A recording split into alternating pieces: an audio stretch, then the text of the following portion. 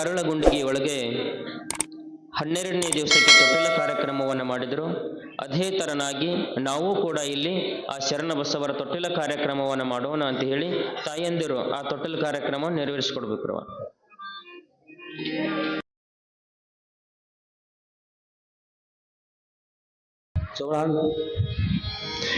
ಬಂಗಾರ ತೊಟ್ಟಿಲ ಬೆಳ್ಳಿ ಸರಪಳಿಯ ರಂಗಮಾಣಿಕ ಬರಳು ಕಟ್ಟಾರಗಿಳಿಯೇ ಮಂಗಲವಾದ್ಯವು ಶುಭ ಚಿನ್ನ ತಿಳಿಯೇ ಗಂಗಾ ಪಾರ್ವತಿ ದೇವಿಯರು ಬಂದಾರ ಕರಿಯೇ ಜೋ ಜೋ ಗಂಗಾ ಪಾರ್ವತಿ ದೇವಿಯರು ಬಂದಾರ ಕರಿಯೇ ಜೋ ಜೋ ಮುದ್ದೂರ ಉಪಚೌರ ಹರಳ ಬಂಗಾರ ಪದ್ಮ ಸರೋವರದಲ್ಲಿ ನೀರಾಟಾಡುವರ ಮುದ್ದೂರಾಯರ ಮತಕ ಸರಿಯ ಮಾಧವರ ಖುದ್ದ ಬಾಗಿನ ತಂದಾರ ಊರ ಜೋಯಿಸರ ಜೋ ಜೋ ಖುದ್ದ ಬಾಗಿನ ತಂದಾರ ಊರ ಜೋಯಿಸರ ಜೋ ಜೋ ಬಂಗಾರ ತೊಟ್ಟಿಲ ಬೆಳ್ಳಿ ಸರಪಳಿಯೇ ರಂಗ ಮಾಡಿಕ ಬರಳು ಕಟ್ಟಾರಗಿಳಿಯೇ ಮಂಗಲವಾದ್ಯವು ಶುಭ ಚಿನ್ನ ತಿಳಿಯೇ ಗಂಗಾ ಪಾರ್ವತಿ ದೇವಿಯರು ಬಂದಾರ ಕರಿಯೇ ಜೋ ಜೋ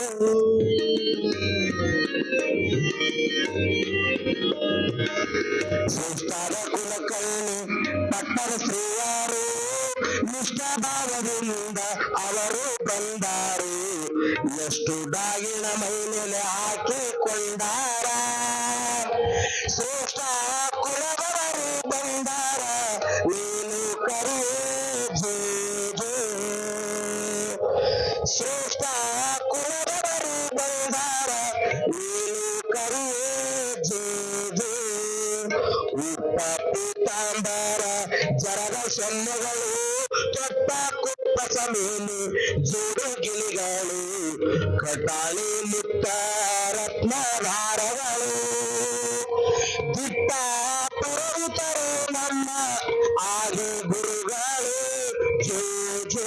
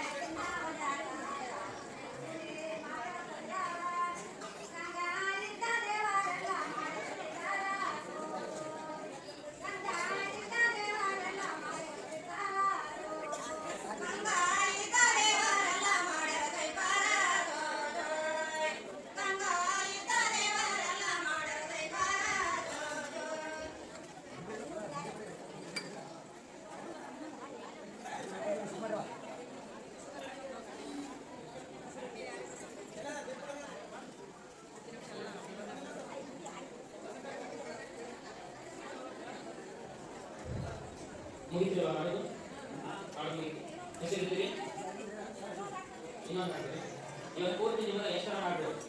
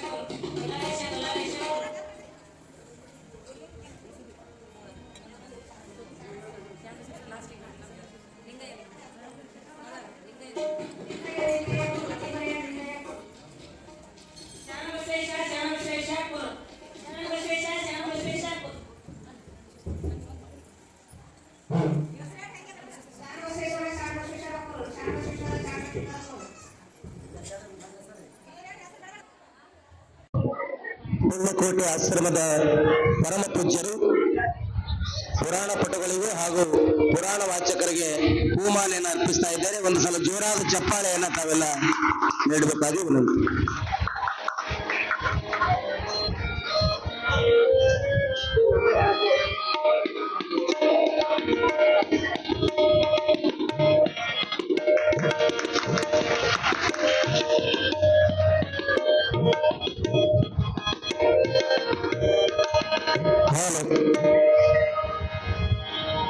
ಜೋಗಳ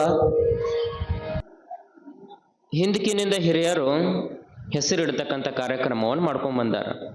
ಶತಶತಮಾನಗಳಿಂದಲೂ ಕೂಡ ಈ ಕಾರ್ಯಕ್ರಮವನ್ನು ತೊಟ್ಲಕ್ಕೆ ಹಾಕೋ ಕಾರ್ಯಕ್ರಮ ಮಾಡ್ಕೊಂಡ್ ಬಂದೀವಿ. ಯಾವುದಕ್ಕೆ ಅರಿವಿನ ಜನ್ಮವನ್ನು ತೊಟ್ಟೋಯ್ತು ಅದಕ್ಕೆ ಮಾತ್ರ ತೊಟ್ಟಿಲು. ಯಾವುದೋ ದನಗಳಿಗಾಗಲಿ ಬೆಕ್ಕಿಗೆ ನಾಯಿಗೆ ತೊಟ್ಲ ಕಟ್ಟಿ ಹೆಸರಿಟ್ಟಿದ್ ನೋಡಿವನ ಇಲ್ಲ. ಯಾವುದಕ್ಕೆ ಅರಿವಿನ ಜನ್ಮ ಅಂತ ಕರೀತಾರೆ. ಇದಕ್ಕೆ ಅರಿವನ್ನು ಹೊತ್ಕೊಂಡು ಬಂದತ್ತು. ಹುಟ್ಟತಾನ ಅರಿವಿನಿಂದ ಬಂದಿರತಕ್ಕಂಥ ಜನ್ಮ. ಎಷ್ಟು ಅರಿವು ಐತಪ್ಪ ಮನುಷ್ಯಾಗ ಅಂತ ತಿಳ್ಕೊಳಕ್ ಹೇಳ್ತಾನೆ. ಎಲ್ಲರಂತಲಿ ಅರಿವು ಐತಿ, ಎಲ್ಲರಂತಲಿ ಅರಿವು ಐತಿ. ಹೆಂಗ ಅರಿವು ಐತಿ? ಈಗ ಒಂದ್ ಕಡೆ ಪ್ಲೇಟ್ ಅಂದ್ರೆ ಗೊತ್ತಕ್ಕಲ್ಲ ನಿಮಗ? ಗೊತ್ತಕ್ಕವಲ್ರಿ? ಒಂದು ಪ್ಲೇಟ್ನ್ಯಾಗ 2 ಪ್ಲೇಟ್ ಅದಾವು ಕೈಯಾಗ. ಒಂದು ಪ್ಲೇಟ್ನ್ಯಾಗ ಸಗಣಿ, ಒಂದು ಪ್ಲೇಟ್ನ್ಯಾಗ ಸಕ್ಕರೆ. ಇದನ್ನ ಮುಂದಿಡ್ತೀವಿ. ತಿನ್ನತ್ತಂದ್ರೆ ಯಾವ ತಿತ್ತೀವಿ? ಯಾವ ತಿತ್ತೀವಿ? ಯಾಕೆ ಸಗಣಿ ಯಾಕೆ ತಿನ್ನಂಗಲ್ಲ?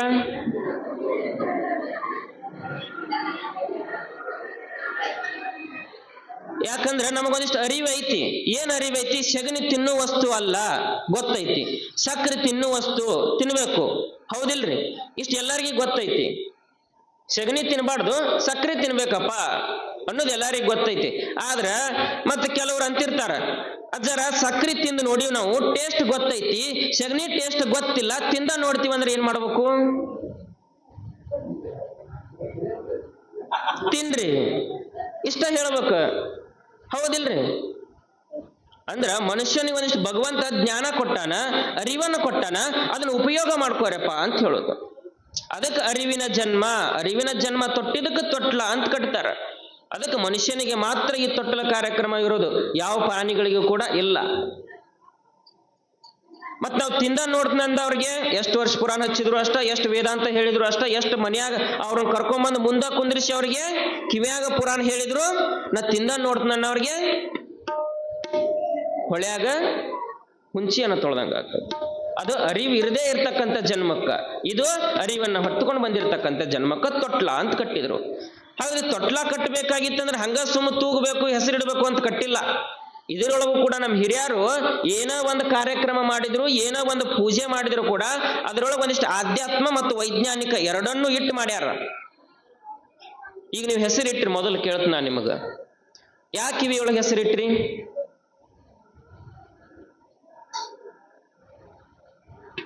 ಮಕ್ಕಳಾಗಿ, ಮೊಮ್ಮಕ್ಕಳಾಗಿ, ಮರಿಮೊಮ್ಮಕ್ಕಳಾಗಿ, ಮತ್ ಮರಿಮೊಮ್ಮಕ್ಕಳು ಕಾಣಕತ್ತೀರಿ ಎಲ್ಲರೂ. ಕಾರ್ಯಕ್ರಮ ಎಲ್ಲರೂ ಹೋಗೇ ಇದಿರಿ. ಯಾಕೆ ಕಿವಿಯೊಳಗೆ ಹೆಸರಿಟ್ರಿವಾ? ಕರೆಕ್ಟ್ ಆಗಿ ಕೇಳ್ಕೊಂಬಿಡ್ರಿ ಇವತ್ತಿನಿಂದ. ಹೆಸರಿಡಬೇಕಾಗಿತ್ತು ಅಂತಂದ್ರ ಮಗುವಿಗೆ ಎಡಗಿವಿಯೊಳಗೆ ಹೆಸರಿಡ್ತಾರ. ಕೇವಲ ಮಗುವಿಗೆತ್ತಲ್ಲ, ಒಬ್ಬ ಗುರು ಉಪದೇಶ ಮಾಡಬೇಕಾಗಿದ್ರು ಕೂಡ ಎಡಗಿವಿಯೊಳಗೂ ಉಪದೇಶ ಮಾಡ್ತಾರ.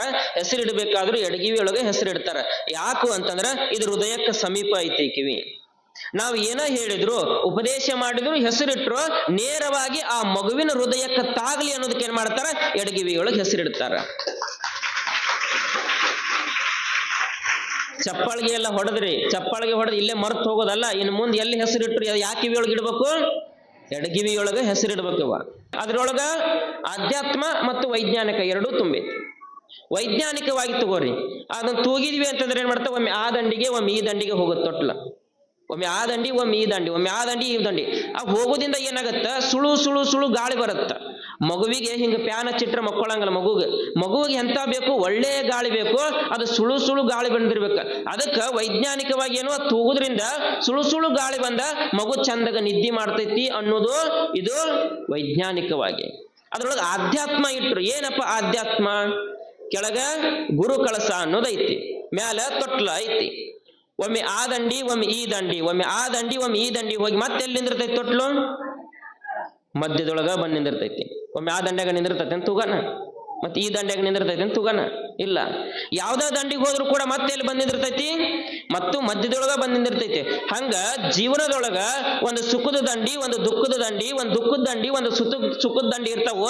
ನೀ ಯಾವ್ದೇ ಇರ್ಲಿ, ಸುಖಾನ ಬರ್ಲಿ, ದುಃಖಾನ ಬರ್ಲಿ, ದುಃಖ ಬರ್ಲಿ, ಸುಖ ಬರ್ಲಿ, ಅವ್ ಎರಡನ್ನೂ ಸಮನಾಗಿ ತಗೊಂಡು ಎಲ್ಲಿ ನಿಂದಿರಬೇಕಪ್ಪ?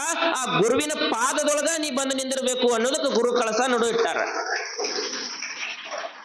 ಜೀವನದೊಳಗ ಎಲ್ಲೇ ಸುತ್ತಾಡು, ಎಲ್ಲೇ ಹೋಗು, ಸುಖಾನ ಬರ್ಲಿ, ಕಷ್ಟನ ಬರ್ಲಿ, ಕೊನೆಗೆ ನಮಗೆ ಯಾರು ಬೇಕು ಅಂತಂದ್ರ ಆ ಗುರುವಿನ ಪಾದದೊಳಗ ನೀ ಇರಬೇಕು. ಹೇಳು ಗುಗ್ರಿ ಅಂತ ಕರಿಬೇಕವ.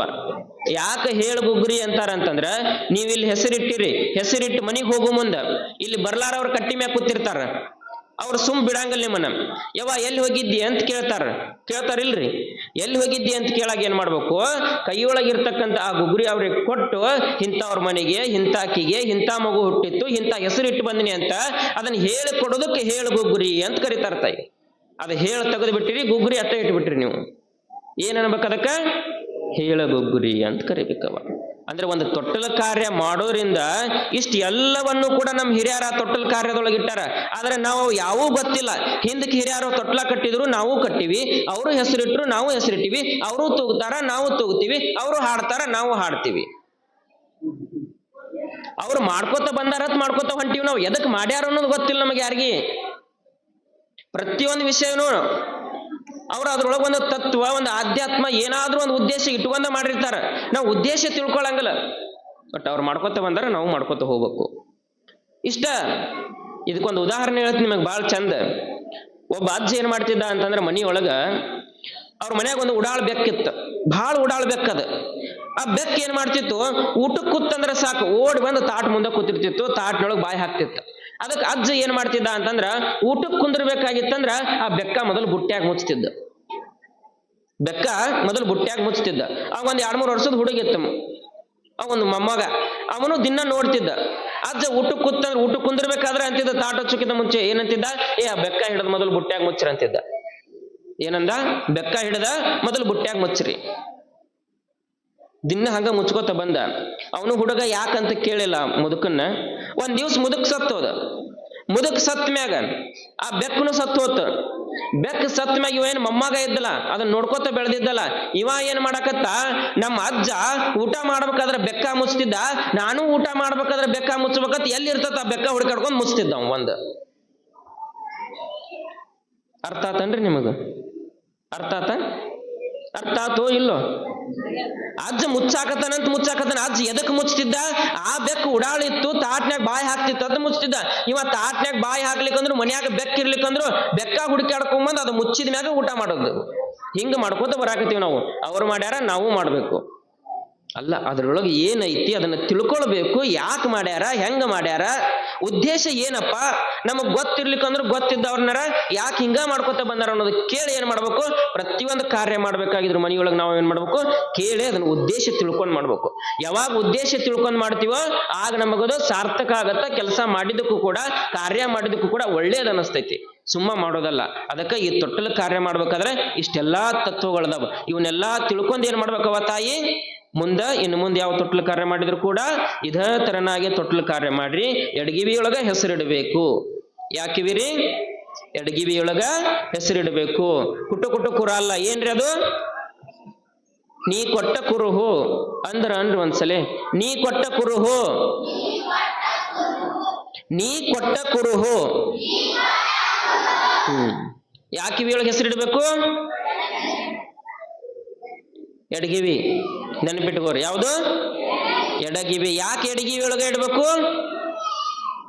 ಅದು ಹೃದಯಕ್ಕ ಸಮೀಪ ಐತಿ. ಕೈ ಯಾರ್ಯಾರಿಗೆ ಅದಾವ ಸ್ವಲ್ಪ ಕೈ ಎತ್ರಿ. ಎಲ್ಲರೂ ಎತ್ತಬಹುದು, ಏನು ನಾಚುದಂತದ್ ಏನಿಲ್ಲ ಇದ್ರೊಳಗ. ಕೈ ಇದ್ದವ್ರು ಸ್ವಲ್ಪ ಕೈ ಎತ್ರಿ. ಯಾರ ಕೈ ಎತ್ತಂಗಲ್ಲ ಮನಿಗೆ ಹೋದ್ಮ್ಯಾಗ ಕೈ ಎತ್ತಂಗಲ್ ನೋಡವ್, ಮತ್ತಷ್ಟ ಇರ್ತಾವ. ಗ್ಯಾರಂಟಿ ಮತ್ತಿದ ಶರಣಪ್ಪನ ಮುಂದ್ ಕೂತ್ ಹೇಳಕತ್ತಾನಿ, ನಿಮಗ್ ಬಿಟ್ಟಿದ್ದ ಅದು ಮುಂದಿಂದ. ಕೈ ಎತ್ತಷ್ಟ ಹೇಳಿನ, ಬಾಯಿ ತೆಗಿ ಅಂದಿಲ್ಲ ಯವ್ವ, ಬಾಯಿ ತೆಗಿ ಅಂದಿಲ್ಲ. ಕೈ ಎತ್ತಿದ್ರಿ, ನಾ ಹೇಳ್ದಂಗ ಮಾಡ್ಬೇಕು. ಕೈ ತಲೆ ಮ್ಯಾಗಿಡ್ರಿ, ಕೈಯ ಹನಿ ಮ್ಯಾಗಿಡ್ರಿ, ಕೈಯ ಗದ್ದದ ಮ್ಯಾಗಿಡ್ರಿ.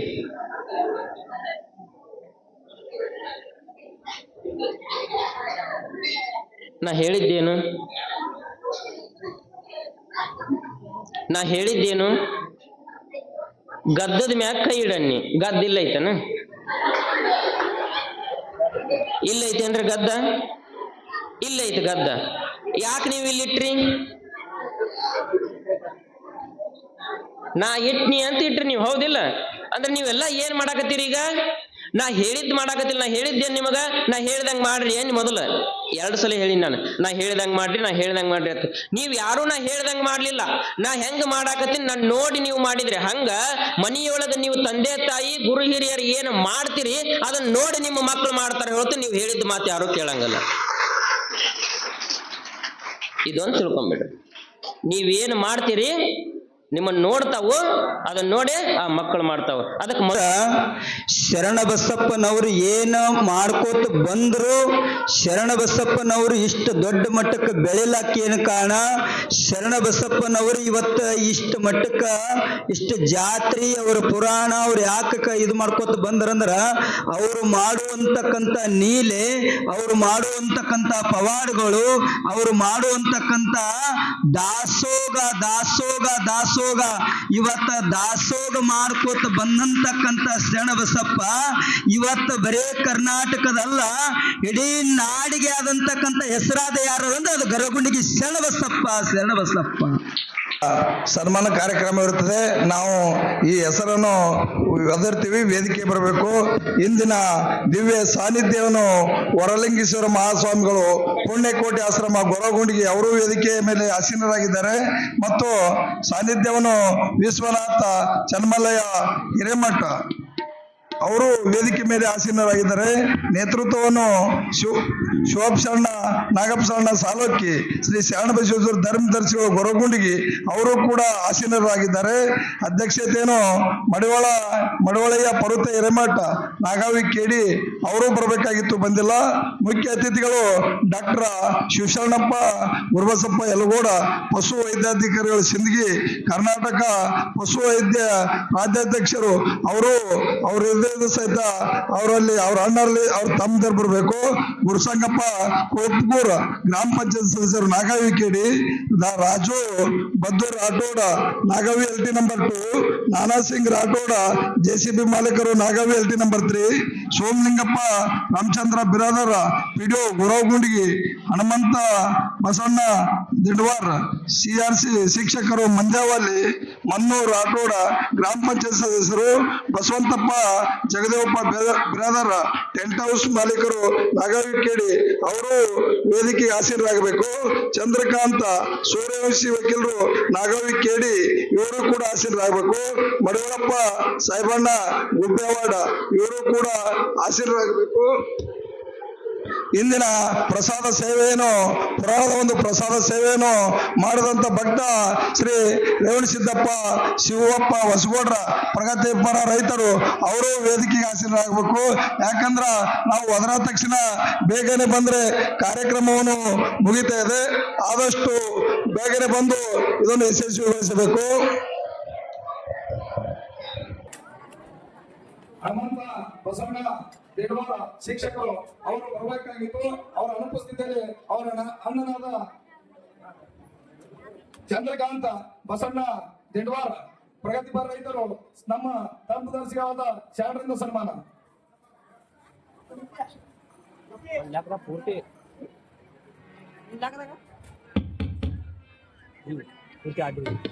ಇನ್ನೊಬ್ಬ ಮುಖ್ಯ ಅತಿಥಿಗಳಾದಂತ ಚಂದ್ರಕಾಂತ ಸೂರ್ಯವಂಶಿ ವಕೀಲರು ನಾಗಾವಿ ಕೇಡಿ ಅವರಿಗೆ ನಮ್ಮ ಶರಣರಿಂದ ಸನ್ಮಾನ ಕಾರ್ಯಕ್ರಮ.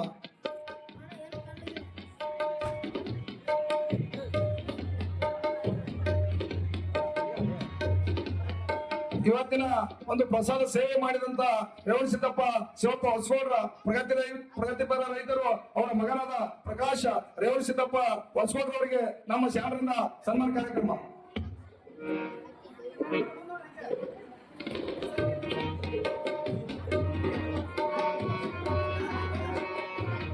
ನಾಳಿನ ಪ್ರಸಾದ ಸೇವೆಯನ್ನು ಬೀರಪ್ಪ ಜಗಲಪ್ಪ ಪೂಜಾರಿ ಗ್ರಾಮ ಪಂಚಾಯತ್ ಜಿಲ್ಲಾ ಕಲೆಕ್ಟರ್ ಅವರು ನಡೆಸಿಕೊಂಡು ಹೋಗ್ತಾ ಇದ್ದಾರೆ. ಈಗ